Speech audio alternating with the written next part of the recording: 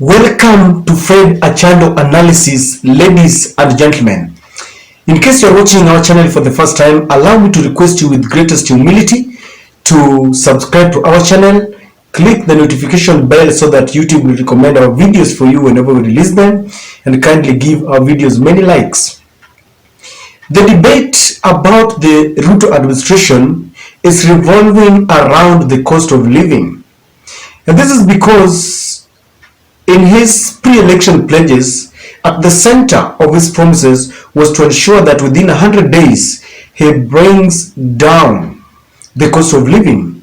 But it seems that things are not very easy for the administration, because even the Infotract released an opinion poll that indicated that Kenyans had given William Ruto a D on the cost of living. And yesterday I listened to William Ruto trying to defend every political and economic move and why he decided to abandon all the subsidies on fuel, on unga, on electricity and all that. But there is something that the administration is not telling Kenyans. And when you scrutinize further, you will realize that there is a hidden hand that is making life to be a little bit more difficult for Kenyans. And for a little while, I want to take you back to the conditions that were given to President William Ruto by the International Monetary Fund. Just before we delve so much into this, let us try to understand that there are two categories of people that played a very pivotal role to ensure that Ruto ascended to State House. Number one was the Hustler Nation. And for the Hustler Nation to vote for Ruto and Rigathi Gachagua, there were a lot of lofty promises that they were given. And the administration told them that within 100 days after taking oath of office, then the cost of living would come down, the prices of unga and fuel and electricity would come down. Now, the second category was the international community, led by the big boys, the USA and Britain. Now, with them, there was another agreement that was signed. Now, funny enough, the agreement that William Ruto signed with the international community and Europe and the West was going contrary to the one that he signed with the Hustler Nation. And if you see the condition that was given by the IMF, then it will tell you that the agreement between Kenya and IMF and that between Ruto and the Hustler Nation are like water and paraffin. They don't mix.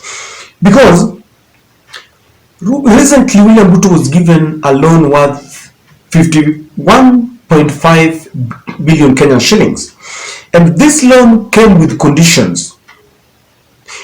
The conditions was indicated, and the IMF called it structural benchmarks.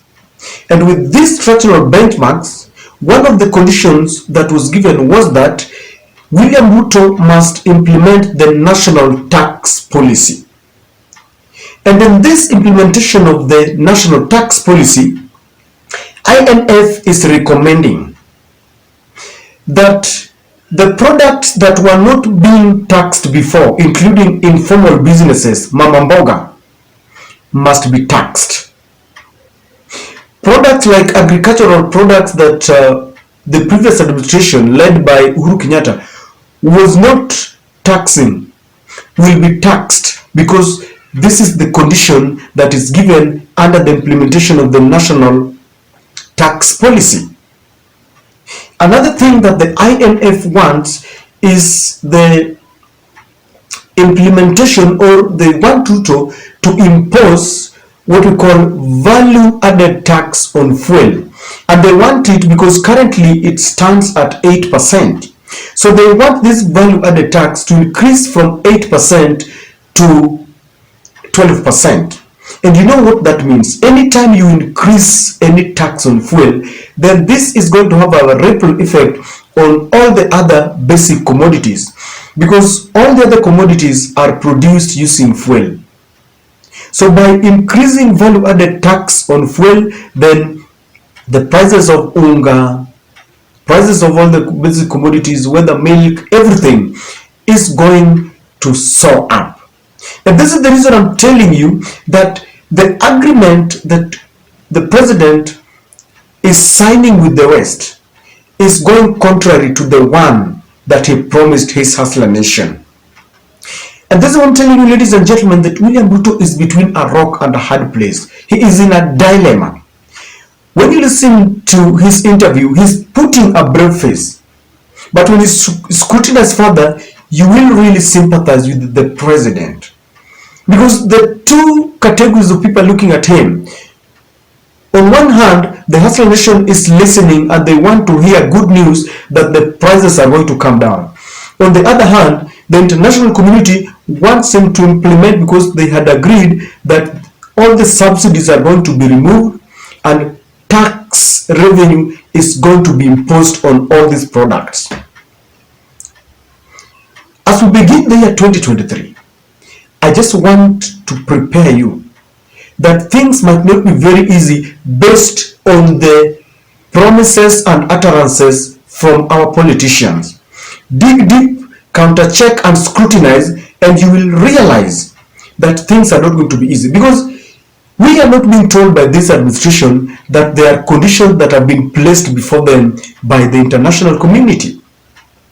Now, the other thing that the IMF wants to be implemented is the increase of interest rates, bank interest rates, that when you go to get a loan from a bank during these very harsh conditions, then the IMF is recommending or supporting that central bank should, because this is something that they've done, by the way. Central bank has now increased twice the rates at which we pay loans, because when they sit down and cap this rate, then they spread it to all the other banks, the Kenya Commercial Bank and all the other smaller banks, so that when you go to take a loan, then you know that as we begin the year 2023, and with all the economic conditions, then there is going to be an increase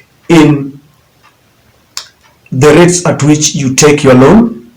And this might even spread to the M-Shwari and all the loans that you take from any financial institution. So I want you to imagine, taxes have been increased, bank rates are also being increased. Where will the hustler nation be? Where are the promises that the hustler nation was given? The other thing that the international community wants to be implemented is that they want parastatals to be restructured. And this restructuring, at the height of it all, they want the staff to be reduced, because they're saying that the wage bill is too much and parastatals cannot contain it. So very soon you will realize, or you will just hear headlines that parastatals are retrenching so that they can have a small number as recommended by the IMF. Ladies and gentlemen, I don't know whether you understand where I'm coming from, where I am, and where I'm going. I'm just trying to put it to you very politely that apart from the, that very happy facade and the promises that we are given by our politicians, further scrutiny reveals something else. So our parastatals are going to be restructured. And part of this restructuring, the IMF wants the Kenya Power, the KPLC, to be independent. They want all the subsidies and all the support that the government is given to be removed. I'm not an economist, and I understand that this might be a long-term program to help the administration. But as it stands, it's going to be very difficult for the ordinary mwananchi. Schools are about to be opened, and the subsidies that were placed on school fees is gone. So here you are in summary, ladies and gentlemen, as I wind up. there is going to be high taxes that you must pay. Taxes are going to be imposed even on agricultural products and products that were not being taxed before. There is going to be value added tax on fuel after subsidies has been removed. There's going to be a 15% increase in our token so that KPLC can stand on its own.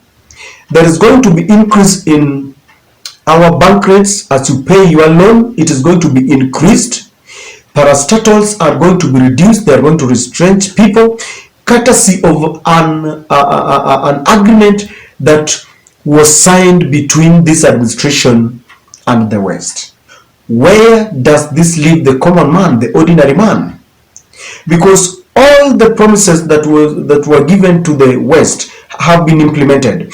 Even that on the GMO is on its way, because the president said that he is a scientist and he believes that consuming GMO is good for health. What does that tell you? Even the case in court about GMO is going to be thwarted away, and we are going to consume GMO. Why? Because USA wants us to start consuming their GMO to expand the market for their farmers so that we can also buy their seeds.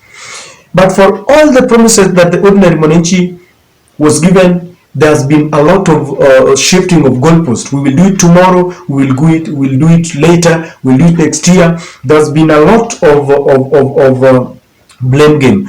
We inherited a dilapidated economy from the previous administration. I just want to urge the government to move with speed, because life is not very easy for the ordinary man. 2027 is beckoning, and it is going to form the basis and the criteria to choose whether William Ruto is going to be re-elected or is going to be a one-term president, ladies and gentlemen. I don't know what you think, but that is my take.